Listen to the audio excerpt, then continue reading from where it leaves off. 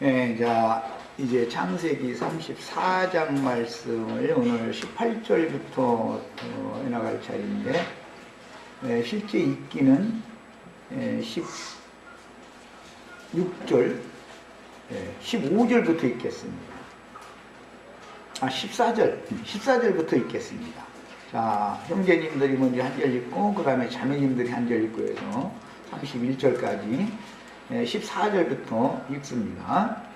야곱의 아들들이 그들에게 말하되 우리는 그리하지 못하겠노라. 할례받지 아니한 사람에게 우리 누이를 줄 수 없노니 이는 우리의 수치가 됨이니라. 그런즉 그렇지 않으면 너희에게 허락하리라. 만일 너희 중 남자가 다 할례를 받고 우리같이 되면 우리 딸을 너희에게 주며 너희 딸을 우리가 데려오며 너희와 함께 거주하여 한 민족이 되려니와 너희가 만일 우리 말을 듣지 아니하고 할례를 받지 아니하면 우리는 곧 우리 딸을 데리고 오리라.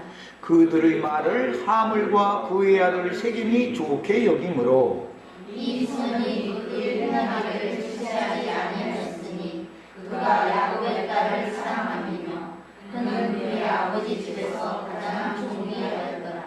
하물과 그의 아들 세겜이 그들의 속문에 이르러 그들의 성읍 사람들에게 말하여 이르되 이 사람들은 우리와 친목하고 이 땅은 넓고 그들을 할만하니 그들이 여기서 거주하며 매매하게 하고 우리가 그들의 딸들을 아내로 데려오고 우리 딸들도 그들에게 주라. 그러나 우리 중의 모든 남자가 그들이 할례를 받은 같이 할례를 받아야 그 사람들이 우리와 함께 거주하여 한 민족 되기를 허락할 것이라. 그러면 그들의 가축과 재산과 그들의 모든 짐승이 우리의 소유가 되지 않겠느냐? 다만 그들의 말대로 하자. 그러면 그들이 우리와 함께 거주하리라. 속문으로 출입하는 모든 자가 하물과 그의 아들 세겜의 말을 듣고 속문으로 출입하는 그 모든 남자가 할례를 받으니라. 제3일에 아직 그들이 아파할 때에 야곱의 두 아들 디나의 오라버니 시몬과 레이가 각기 칼을 가지고 가서 몰래 그 성읍을 기습하여 그 모든 남자를 죽이고 칼로 하물과 그의 아들 세겜을 죽이고 디나를 세겜의 집에서 데려오고 야곱의 여러 아들이 그 시체에 있는 성읍으로 가서 연락하였으니 이는 그들이 그들의 누이를 더럽힌 까닭이라. 그들이 양과 소와 나귀와 그 성읍에 있는 것과 들에 있는 것과 그들의 모든 재물을 빼앗으며 그들의 자녀와 그들의 아내들을 사로잡고 집 속의 물건을 다 매략한지라. 야곱이 시몬과 레위에게 이르되 너희가 내게 화를 끼쳐 나로 하여금 이 땅의 주민 곧 가나안 족속과 브리스 족속에게 악취를 내게 하였도다. 나는 수가 적은즉 그들이 모여 나를 치고 나를 죽이리니 그러면 나와 내 집이 멸망하리라. 그들이 이르되 그가 우리 누이를 창녀같이 대우함이 옳으니까. 아멘.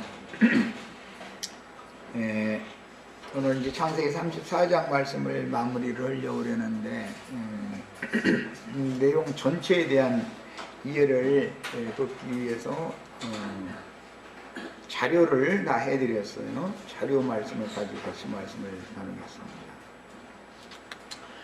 오늘 말씀의 이제 문맥을 보면은 가장 중요한 것이 야곱 족속이 가나안 땅의 첫 성인 세겜성을 진멸하고 정복하는 내용이 오늘 읽은 말씀의 중심 주제입니다.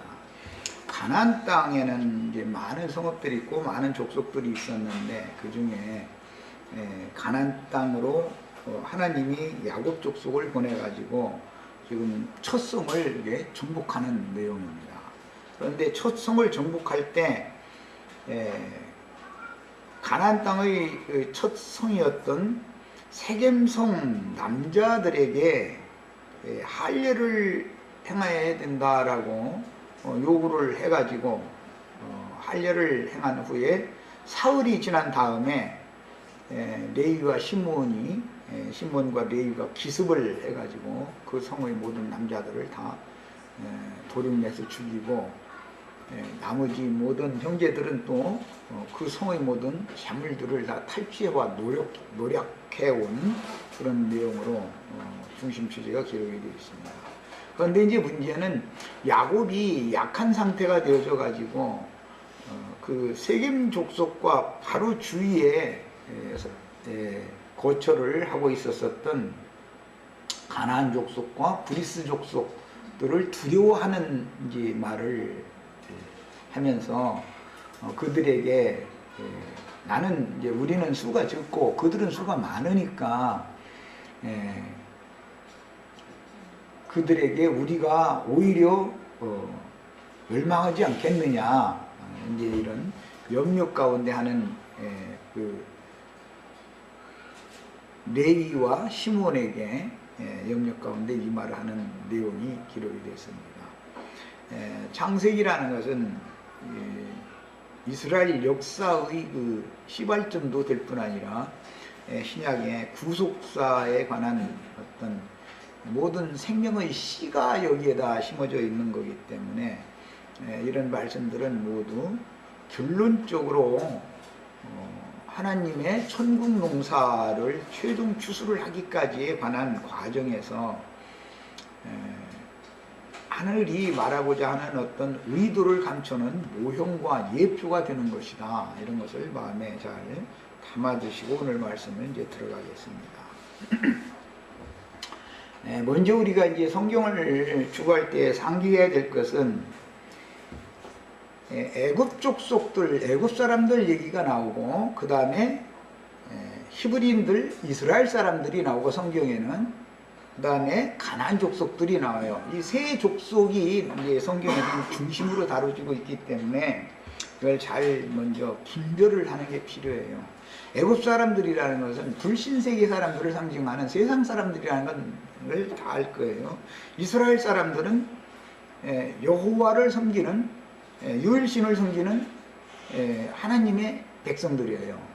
그 다음에 가나안 땅 족속들이라고 하는 것은 하나님의 이름으로 하나님을 섬기지만 다른 신을 섬기는 우상 숭배자들이고 특징은 할례 없는 자들이라는 것이 그 특징이에요. 그런데 오늘 디나를 세겜성 하모리 아들 추장인 세겜에게 아내로 달라고 청혼을 하니까 그 청혼을 들어주는 조건으로 우리는 할례를 받은 민족이고 너희는 할례를 받은 민족이 아니기 때문에 통혼을 하기 위해서는 반드시 할례를 먼저 받은 증표를 보여야 된다. 이제 이것을 요구를 했죠. 그러니까 하몰의 아들 세겜이 성문에서 세겜 족속들에게 자기 부족들에게 성문에서 광포를 하는 거예요. 우리에게로 온 이 야곱 족속과 통혼하고 통상을 해서 한민족으로 지내려면은, 즉 말하자면 이제 피를 섞어서 한민족이 되려면은 그 말이에요. 그러려면 저 족속들과 같이 우리도 할례를 받아야 된다 그런다. 우리가 할례를 받는 일은 아무것도 아니니까 그 할례를 받아가지고 야곱 족속과 통혼하고 통상해가면서 이렇게 잘 지내자. 이러니까 세겜성 사람들이 가만히 들어보니까 그거 뭐 손해날 일이 아니니까 이제 다 그게 이제 합의가 돼가지고 할례를 받았다는 것이 이제 오늘 말씀의 내용이에요. 우선 예레미야서 4장 4절을 한 절 읽고 오겠습니다. 예레미야서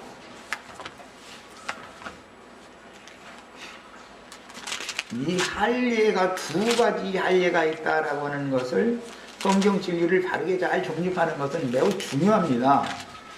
할례 문제 때문에 신약에도 보면 할례당 얘기가 나오고 바울 사도가 전도를 할 때 예수를 믿는 사람이 참 할례당이다. 저 사람들을 손으로 행한 할례당이다. 이런 표현을 했죠. 그러니까 이제 할례가 두 가지가 있다. 이제 이 말이에요. 가나안 족속들이 지금 받는 할례가 있고 히브리인들이 원래 받은 난지 8일 만에 받는 할례가 있다. 지금 이게 다르다. 지금 그걸 말하는 거죠. 자, 4장 4절 읽겠습니다. 유다인과 예루살렘 주민들아, 너희는 스스로 할례를 행하여 너희 마음가죽을 베고 나 여호와께 속하라 그랬어요. 이스라엘 사람들이 할례는 알고 보면 마음가죽을 베내는 할례여야 된다 이 말이죠. 그런데 지금 가나안 족속들이 할례를 오늘 행하는 것은 마음가죽을 베내는 게 아니라 육체의 가죽을 베내는 할례를 받은 것이죠. 자, 그러니까 육체의 가죽을 베내는 할례와 마음가죽을 베내는 할례가 두 가지가 서로 다르다 이 말이에요. 육체의 가죽을 베어내는 할례를 행한 자는 그게 멸망의 표시를 받는 것이고, 마음 가죽을 베낸 믿음을 확증하는 표시를 받은 사람들은 구원의 표를 받은 확증이다 이런 말이에요. 자, 이제 이 할례에 대한 두 가지의 성경의 그 계시를 잘 이해를 하시고 에스겔 44장 7절로 9절만 읽겠습니다. 뭐 이걸 다 읽으면은 이 얘기가 하는데 시간 많이 걸리니까 간략간략 거기 하려고 그래요. 자, 7절부터 9절 읽습니다. 44장 에스겔서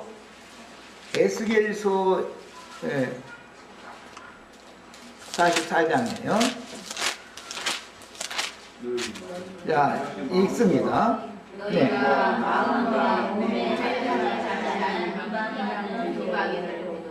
자, 너희가 마음과 몸에 할례 받지 아니한 이방인을 데려오고, 그러니까 이방인들의 특징은 뭐였죠?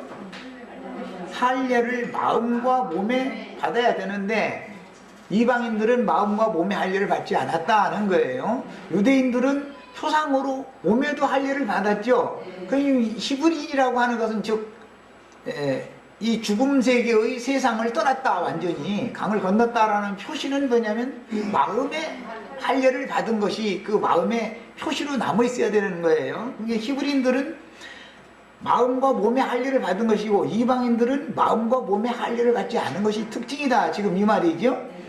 자, 이방인을 데려오고 내 떡과 기름과 피를 드릴 때 그들로 내 성소 안에 있게 하여 내 성전을 더럽힘으로 너희의 모든 가증한 일 외에 이들을 데리고 왔다는 것은 그들과 통혼하고 통상하고 지냈다 그 말이죠. 이스라엘이 마음과 몸의 할례를 받지 않은 사람들을 하나님의 이름으로 제단 앞에 제사를 할 때 같이 참여하게 허락한 것이 지금 문제가 됐다 이 말이에요. 자, 이제 저 아래 9절을 읽겠습니다. 주 여호와께서 이같이 말씀하시느니라. 이스라엘 족속 중에 있는 이방인 중에 마음과 몸에 할례를 받지 아니한 이방인은, 야, 이 이방인이라도 이스라엘과 함께 살 수가 있죠. 통혼 동산에 가면서. 그런데 어떤 사람은 안 되는 거예요? 마음과 몸에 할례를 받지 아니한 이방인이면 성소에 들어올 수가 없다 그 말이에요. 이제 말하고자 하는 의도를 아시겠죠? 여호와 하나님은 마음과 몸의 할례를 행하지 않은 사람들이 드리는 제사는 절대 받을 수 없고, 너희가 섞어서 살 수가, 이방인과도 섞여 살 수가 있지만, 그러나 제례에는 참석을 같이 하면 안 된다. 지금 이것이 이제 중심이에요. 자, 로마서 2장 29절을 읽겠습니다. 신약성경.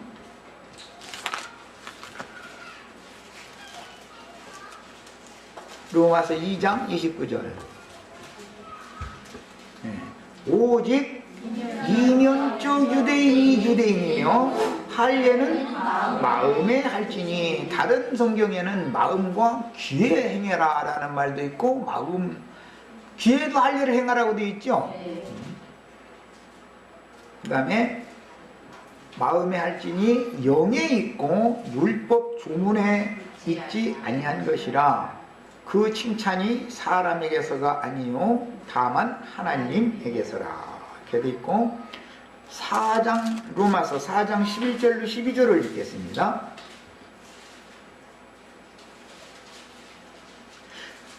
그가는 아브라함을 지금 말하는 거예요. 그가 할례의 표를 받은 것은 표라고 그랬는데 원문대로 하자면 표시단 말이에요.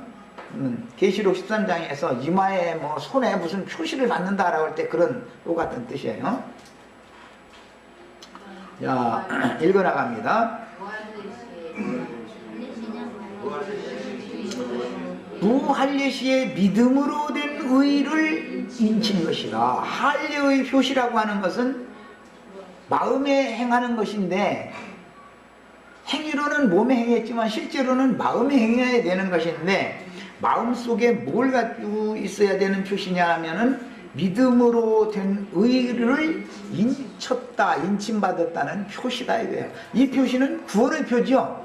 이건 구원의 표예요. 그런데 마음에 행하지는 않고 육체의 가죽을 베내는 할례만 받았던 세겜성 사람들은 멸망의 표를 지금 받은 것이죠. 똑같은 할례라는 건 어떤 표시를 받은 건데, 할례를 하면 그 표가 남게 마련이지, 흉터가 남게 마련이죠. 그건 상징이죠.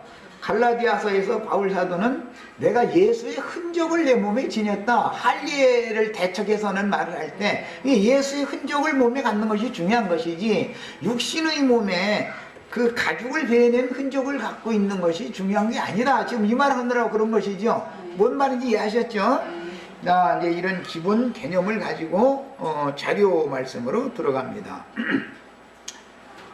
여호수아서, 아주 읽고 시작해야 되겠다. 여호수아서 6장 26절을 읽겠습니다. 여호수아서 6장 26절.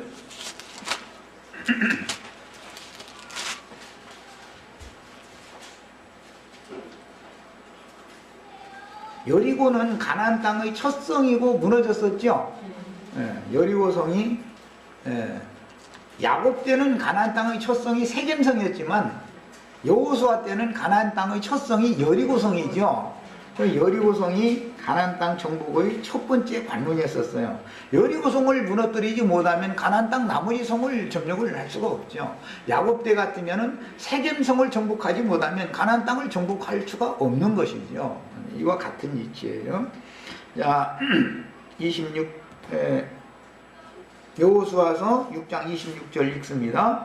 여호수아가 그때 맹세하게 하여 이르되 누구든지 일어나서 이 여리고성을 건축하는 자는, 여리고성이 무너졌는데 새로 건축하는 사람이 또 있을 거다라는 걸 예언하는 말이죠. 그 자는 여호와 앞에서 저주를 받을 것이라. 그 기초를 쌓을 때 그 마다들을 이룰 것이요, 그 문을 세울 때 그의 막내 아들을 이루리라 했더라. 기초를 쌓는 것은 여리고성을 재건하기 위한 터를 쌓는 공사가 시작되는 얘기고, 문을 해서 단다는 것은 공사가 마쳤다, 그런 뜻이죠. 그런데 기초를 쌓을 때는 장자를 잇고 성문을 해달을 때는 막내를 잃는다. 그랬으니까 그 중간에 어떤 아들들이 있었어도 그 사이에 다 죽는 거죠, 결과적으로는. 이 말씀이 이제 열왕기상 16장에 나오는데, 열왕기상 16장 같이 찾아서 읽겠습니다. 열왕기상 16장.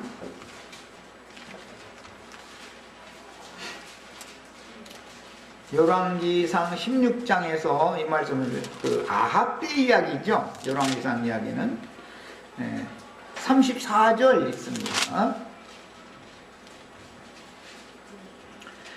그 시대에 베델 사람 히엘이 여리고를 건축하였는데 그가 그 터를 쌓을 때 맏아들 아비람을 잃었고 그 성문을 세울 때 막내 아들 스굽을 잃었으니 여호와께서 눈의 아들 여호수아를 통하여 하신 말씀과 같이 되었더라. 여호수아 시대 이후 약 550년 정도 후의 역사에서 이스라엘 왕 오므리의 아들 아합 시대에 히엘이라고 하는 베델 사람이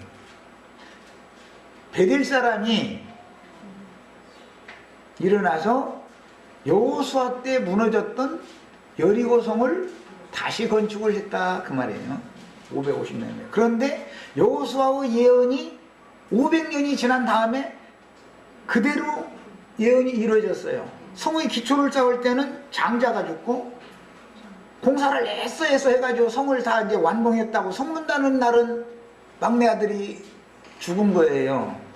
당연히 뭐 이제 무슨 이제 사고가 생겨서 이제 사고사를 당했겠죠. 뭐 그 성의 감독관으로 되어 있는데 뭐가 물건이 떨어져 죽을 수도 있고 뭐 여러 가지 방법이 있었을 거니까 그것은 상세하게 나오지 않지만 어쨌든 예언이 이와 같이 응했어요. 예수님이 이 땅에 오셔서 온 땅의 모든 민족에게 전도 말씀을 증거를 해서 사람들을 불러내서 천국 백성 삼으시러 오셨을 때 첫 성은 사실은 예루살렘 성이죠. 무너진 성은. 이 성이 무너지리라 그랬잖아요. 그 여리고 성이 무너졌다라는 건 예표고 실제로는 예루살렘 성을 로마에 의해서 무너뜨리게 예언을 했고 무너졌어요. 그 다음에 그런데 그 예루살렘 성을 다시 쌓으면 안 된다 그 말이에요. 그러면 왜 이 말씀이 이렇게 중요한가? 그 예루살렘이라고 하는 성은 하나님의 신전이 거기에 있고 왕궁이 이스라엘 왕의 왕궁이 그곳에 있어요. 그래서 그 성을 거룩한 성이라 그래요. 그런데 거룩한 성이 거룩하지가 않고 세속화되어진 성이 됐다 이 말이에요. 그리고 오히려 그 성의 기득권자들은 예수님을 대적하는 그런 짓을 했다 이런 말이에요. 그런데 첫 성을 예수님이 무너뜨렸는데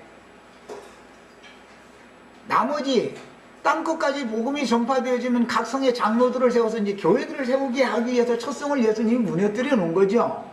그런데 교회 시대가 이어짐과 동시에 음녀 이세벨을 아내로 가나안 여자를 아내로 맞은 아합 시대에 히엘이라는 작자가 일어나가지고 그 성을 새로 재건을 하더라 지금 그 말이에요. 이제 이것은 교회사에서도 그대로 적용이 되는 거예요. 예언이 그대로 역사상에 이루어졌었던 것처럼 여호수아 때의 예언이 아합 왕 때 이루어진 것처럼 계시록에 음녀 이세벨의 교훈을 하나님의 종들이 받아들여 가지고 행음하고 우상의 제물을 먹게 하는 일이 계시록에까지 교회에까지 그대로 연장이 되죠. 그러니까 당연히 교회 시대에도 이 예언은 그대로 다시 연장되어져서 확실하게 역사상에 교회가 세속화된 교회를 심판하실 예언이 교회사의 말미에 이것이 해결이 역사상에 이루어질 것을 예언하는 말씀이 여기에 감춰져 있다는 것을 알 수가 있어요. 이제 이 말씀과 이제 창세기 34장으로 돌아갑니다. 창세기 34장의 이 첫 성이 정복당하는 이 말씀과 관계되어져서 야곱이 그때 약해져 가지고 두려워하고 떨었죠. 이것은 먼 후일 하나님의 사람이었던 다윗이 말년에 갑작스럽게 믿음이 약해져 버린 거예요. 그래가지고 자기는 죽을 때가 이제 임박했고 자기 아들은 유약한데 이 나라를 물려주면은 이게 유지가 될까? 이제 걱정이 됐겠죠. 그러니까 요압을 갑자기 들어오라고 하더니 가서 싸움에 나갈 만한 군사가 몇 명이나 되든지 한번 개수해가지고 빨리 와서 보고를 하고 그냥 아주 불호령을 막 내리는 거야. 그러니까 요압이 가만히 생각해 보니까 말이야, 내가 뭐 잘못하고 왜 나한테만 이랬어? 막 이러고는 이제 나가서 베냐민과 네 지파는 계산을 않고 10지파만 계산을 해가지고 나름으로 이제 빨리 해오라고 그러니까 빨리빨리 하더라고. 해가지고 이제 보고를 했다는 거예요. 그게 이제 다윗의 말년에 일어난 일이에요. 그러니까 하나님이 나단 선지자를 보내가지고 네 하찮은 목동일 때 내가 너에게 기름을 부어서 오늘이 있기까지 너를 이스라엘 왕위에 세우고 너에게 네 일을 끊어지지 않게 내 자손 대대로 대를 이어지게 내가 해주겠다고 약속을 한두 번 했어? 그런데 못 믿어? 이제 와서? 내 일평생에 내가 너와 함께 해가지고 너 아무것도 아닌 너를 이런 왕위까지 올려놓고 응?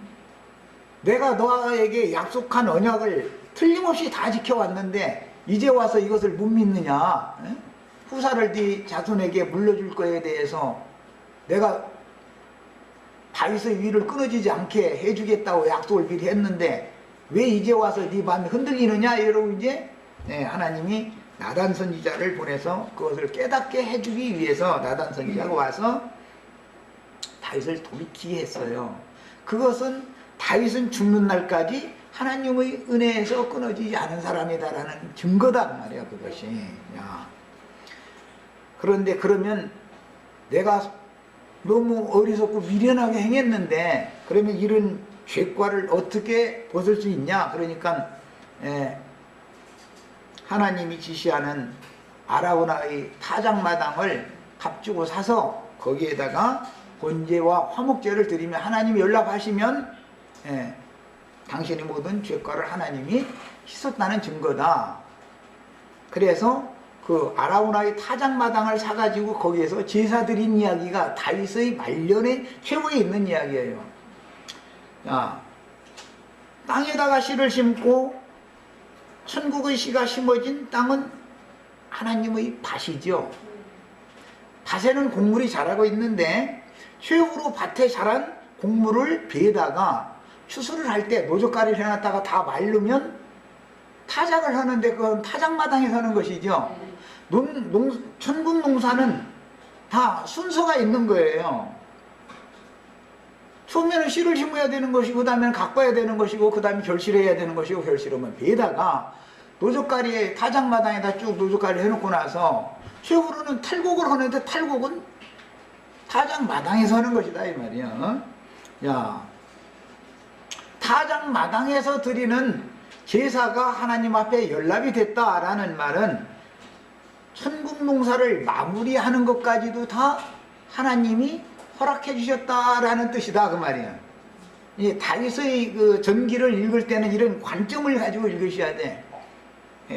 내가 어떤 분들과 뭐 이제 영적 대화를 인터넷상에서 하다가 당신은 분명히 하나님의 생명을 얻었고 상당히 성숙한 지경에 이르도록 이제 글을 읽어보면 알으니까 잘 하나님이 양육을 해주셨는데 지금 한 가지가 부족하다.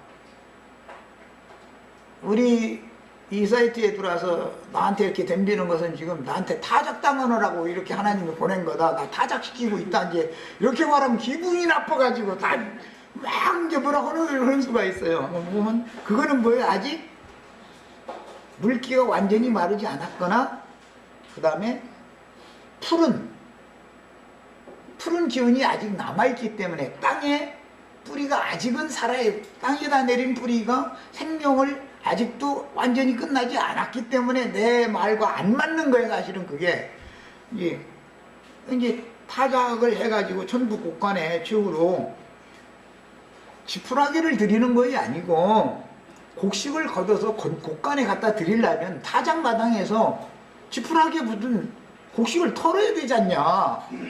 그래서 그게 뭐냐면은 이 육신에 붙은 이걸 끝내야 되는 것이다. 이렇게 말하면 자가 죽는 것이지 무슨 놈의 이게 죽어야 되냐고. 이 말은 무슨 뜻이에요? 죽기를 무서워해서 타작되기가 싫어서 일생이 내가 아직 종로로 가고 있다. 땅의 뿌리에서 물기를 빨아 올리고 있다. 그 말이지 아직은.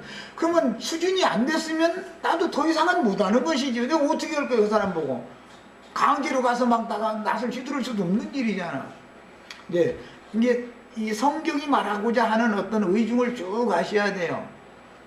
다윗의 어릴 때 소년 때 기름 부음을 받아가지고 지금 다윗이 죽음을 앞두고 아라우나의 타작마당에서 마지막 제사를 하는 것이 얼마나 중요한 것인가를 아셔야 된단 말이에요. 신앙 인생이라는 건 처음에 우리가 거듭날 때 성령의 기름 부음을 받아가지고 거듭났죠? 그것이 다가 아니죠. 타작마당에서 탈곡이 되어져 가지고 즉 하나님이 연락을 해야지 그 제사를. 이해하셨죠? 여기까지 가는 거예요. 우리 구원은 여기까지 가는 거예요 지금. 자, 이제 말하고자 하는 의도를 이해시키기 위해서 큰 윤곽을 말씀을 드린 것이고, 본문 말씀을 인용한 자료 말씀으로 들어가겠습니다. 첫성이 무너지지 않으면 가나안 땅을 완전히 정복해서 전쟁을 끝낼 수가 없는 거예요. 예. 지금 다윗이 처음에 기름 부음을 받지 않았으면 타작마당에 제사를 해서 연락받을 수가 없죠. 지금 말하고자 하는 의도를 충분히 아시겠죠? 성경을 읽을 때는 이런 어떤 그 맥락을 알고 해야 되는 거예요. 성경을 읽을 때는. 자, 18절부터 이제 봅니다. 그들의 말을 하물과 세겜이 좋게 여김으로 이 소년이 그 일 행하기를 지체치 아니하였으니 리브가를 너무 리브가가 아니지, 디나를 너무 사랑하니까 그 마내를 취할 욕심에 아무것도 안 보이는 것이죠. 우리도 이게 세상을 살다 보면은 내가 무엇인가 막 집중을 하고 있으면은 다른 뒤에서 세상 없는 것이 좋은 것이 보여도 그게 좋게 안 보이는 거예요. 우리 저 자매님들 어른 되기 전에 아가씨 때 그랬었죠. 그래가지고 나중에 내가 그때 보니까 무슨 씌웠다고 그러더라고. 동태 껍질인가 명태 껍질인가가 씌웠느니 말았느니 이제 그런 말 하지요 다. 그렇게 무언가에 몰두될 때는 세상 없는 사람이 어머니 아버지가 얘기해도 안 들어요. 소용없어요. 처녀가 뭐 한 20 넘어가지고서 좋은 사람 만나가지고 한 2, 3년 저희끼리 이렇게 교제를 나눈 다음에는 난 저 사람하고 결혼을 꼭 해야 되겠다고 작정하면은 부모가 싫다 해도 그거는 소용없어요. 안 되는 거예요, 그게.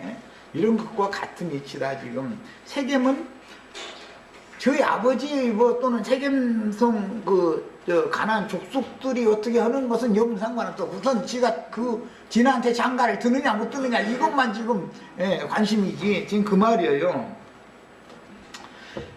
거기다 대고 그는 그 아비집에서 가장 존귀함일러라 그랬으니까 이해되죠? 아마 문안 동료로서 아주 그냥 막 이제 그 부족을 이끌어갈 후사잖아요. 그 사람들로 보자면. 하물과 그 아들 세겜이 성문에 이르러 그 고을 사람들에게 말하여 가로되 이랬는데, 고대 사회에는 어떤 부족이나 어떤 마을 사람들은 그 마을의 유력자들이, 부족의 유력자들이 성문에 모여서 어떤 것을 동네 마을의 어떤 일들을 토의를 하고 결정을 한 다음에 성문에서 반포를 했어요. 그 성 안에 있는 사람들에게. 자, 그런 율례가 계속 이 셈족의 역사에 흘러왔기 때문에 우리나라까지도 어떤 공공의 적, 예를 들어서 그 사회에 또는 나라에 중대한 그 범법을 저지른 사람이 있으면 그를 잡아가지고 사람을 효수한다, 이제 목을 베는데 어디서 하냐면 성문 앞에서 하는 거예요. 그리고서는 그 목을 옛날에 상투를 틀어서 이렇게 했으니까 거기다 못처럼 이렇게 그 성에 길게 만들어 이렇게 한 그 나무 가지에다가 이 목을 이렇게 매달아 놓는 거예요. 그러고서는 써붙여놔요. 이 사람은 무슨 범죄를 이렇게 사회에 악을 행한 범죄인이다, 이렇게 들어가는 사람 오는 사람이 다 보라고.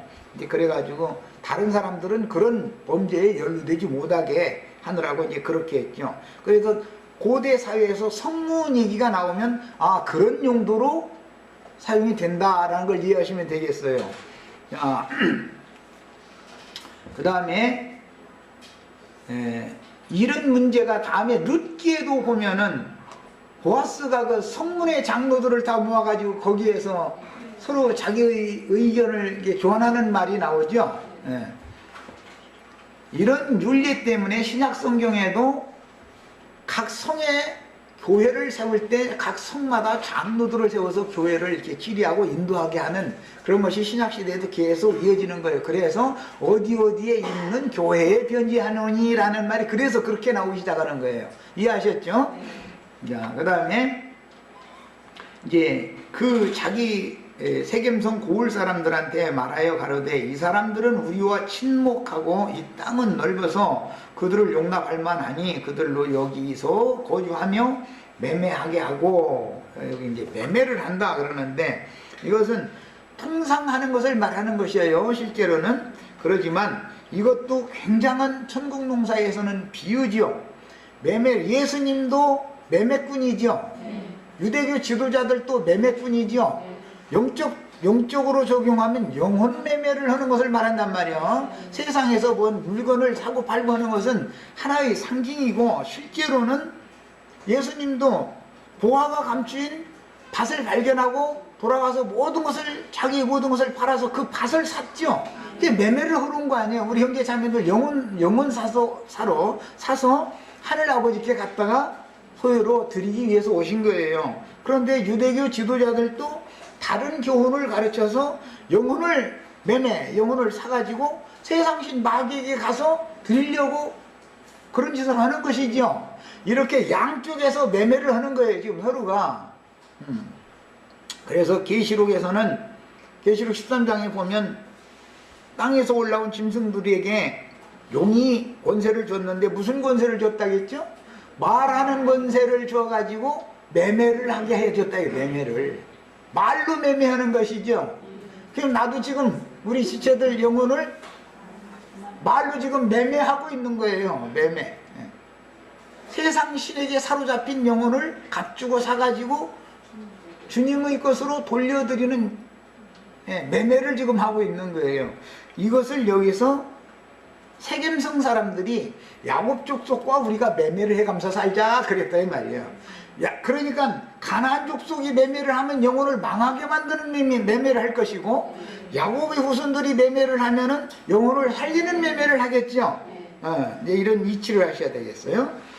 우리가 그들의 딸들을 아내로 취하고 우리 딸들도 그들에게 주자. 이 말은 서로 사돈관계를 맺자라는 말은 피를 섞자 그 말이죠. 야, 피는 말씀에 있는 건데 실제로는 이제 영적 해석을 하는 거예요. 지금 하는 말은 예수님이 내가 주는 떡을 먹고 내가 주는 물을 마셔라. 그런데 내 살을 먹고 내 피를 마셔라. 이렇게도 말씀하셨죠. 예수님의 피를 어떻게 사람이 마시겠어요? 그것은 내가 너에게 이르는 말이 영이요 생명이다. 그러니까 주님의 말씀을 영적으로 영감을 통해서 받아들이면 거기에서 진리의 성령의 흐름을 우리가 생수로 마실 수가 있다. 지금 그걸 말한 것이죠. 자, 그런데 이 사람들이 말하기를 사돈관계를 맺는다라는 말은 피를 교류시킨다, 피를 섞는다, 지금 그 말이기 때문에 하나님의 말씀에 보면 짐승과 피를 섞으면 안 되는 것이죠. 사람은 사람과만 피를 섞어야 되잖아요. 그래서 짐승과 행음하는 사람은 남자든 여자든 다 죽여라. 이건 가증한 짓이다. 이래놨단 말이야. 그러니까 사람들은 이제 이것도 해석을 한때 무슨 지나가는 토끼 오고 무슨 저기 호랭이 오고 뭐 어떻게 했다. 막 그런 얘기를 하는 게 아니다 이 말이에요. 이것은 이성 없는 짐승들, 하나님의 말씀을 읽어도 들어도 도무지 깨달음이 없는 그런 사람들의 일방적인 가르침을 신자들이 받아들이면 지금 짐승과 행음하고 있는 것이죠. 이런 상징이다 이런 말이에요. 그런데 베드로 보고는 모든 부정한 짐승 잡아먹어라 그랬죠. 그 하나님 보시기에는 전도를 해야 되는 세상 사람들, 믿지 않는 사람들은 전부 뭘로 본다? 짐승으로 보는 거예요. 부정한 짐승들로 보는 거예요. 하나님의 마음이 이렇다는 걸 이해를 하셔야 되겠어요. 그래서 짐승과 사람은 생명이 피가 다르기 때문에 섞일래야 섞일 수가 없지요. 사람이 아프면 적십자사에서 피를 보관해 놓는 것은 수혈에 필요하기 때문에 피를 보관해 놓는 건데, 짐승 피를 가지고서 사람에게 수혈을 하지는 않잖아요. 왜 그래? 피가 다르기 때문에, 피 성분이 다르기 때문에 그렇잖아요. 그러니까 혼인을 한다라는 말은 피를 섞는다라는 말인데, 가나안 족속과 이스라엘 족속은 피를 섞을 수가 없는 사이다 이 말이에요. 짐승과 사람이 피를 섞을 수는 없는 거다 그 말이에요. 혼인을 함으로 피가 섞어지기 때문에 지금 하는 말이에요. 이해하셨죠? 충분히? 뭔 얘기를 내가 지금 하고 있는지. 야, 그러나 우리 중에 모든 남자가 그들의 할례를 받은 같이 할례를 받아야 그 사람들이 우리와 함께 가여 한 민족 되기를 허락할 것이라. 이것은 세겜 족속이 시므온과 레위에게 속은 거죠 지금.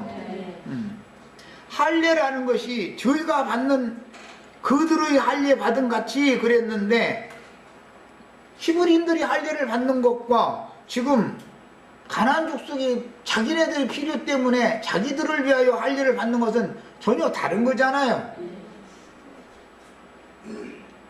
그런데 그냥 할례만 받으면 되는 줄 알고 오해하고 있었던 거예요. 이 오늘날 기독교계에 전도하는데도 할례 때문에 이렇게 깜빡 다 속아가지고 전할례를 하고 있는 거예요. 그런데 자기네들은 다 할례 받았다고 그러는데 그 할례가 구원의 편지, 멸망의 편지 이것을 구분을 안 해. 지금 몰라 이게. 그러면서 율법 지키는 사람은 아들 나가지고서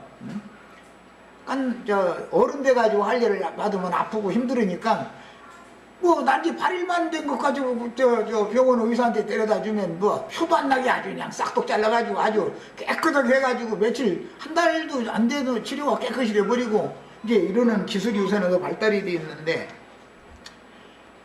그런 영적 할례와 육신적인 할례에 대해서 너무 기독교인들이 구분을 지금 못하고 있는 것이 문제인 것이죠.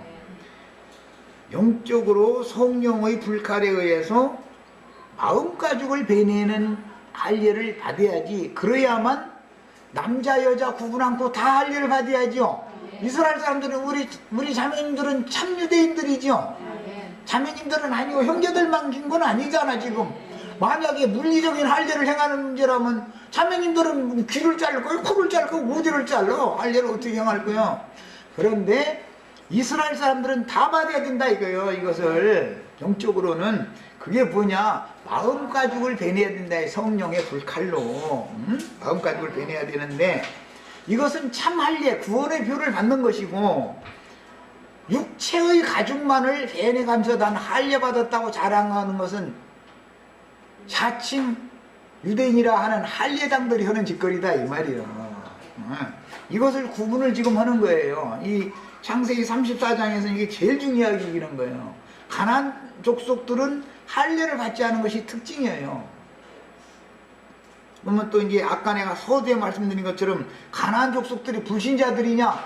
그게 아니고 예수의 이름으로란 말이야. 믿는데 예수의 이름으로 땅의 복을 구하는 신앙인들을 가나안 족속이다 그러는 거예요. 영적 할례가 없는 사람들이기 때문에 그 사람들은 겉으로 볼 때는 너무너무 예수를 잘 믿는 것 같은데 실제로는 땅의 복을 주는 육신의 일만 늘 생각하는 배 채워주는 하나님으로 오해해서 믿고 있는 사람들을 가나안 일곱 족속 이렇게 말한다고 말이요.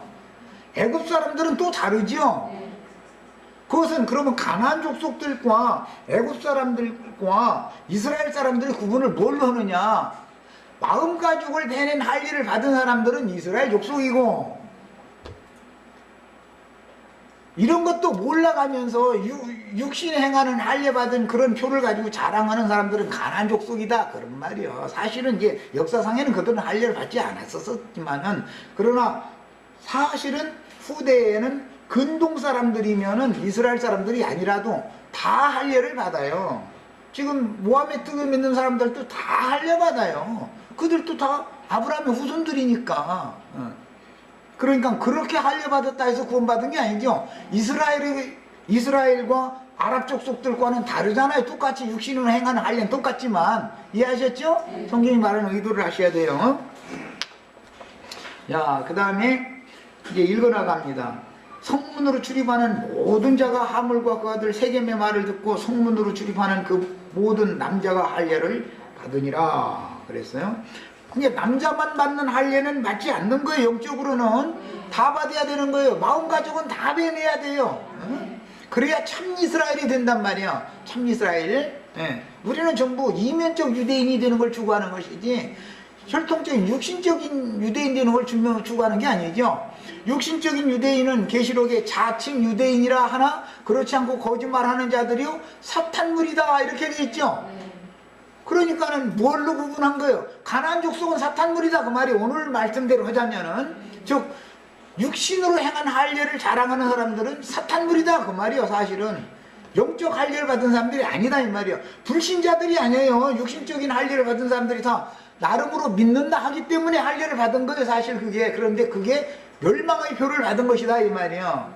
이걸 명확하게 구분하셔야 되는 게, 성경 읽을 때는 이런 큰 성경이 말하고자 하는 의도를 알고서 읽는 게 그렇게 중요한 거예요. 이제 이 자료를 읽어보겠습니다.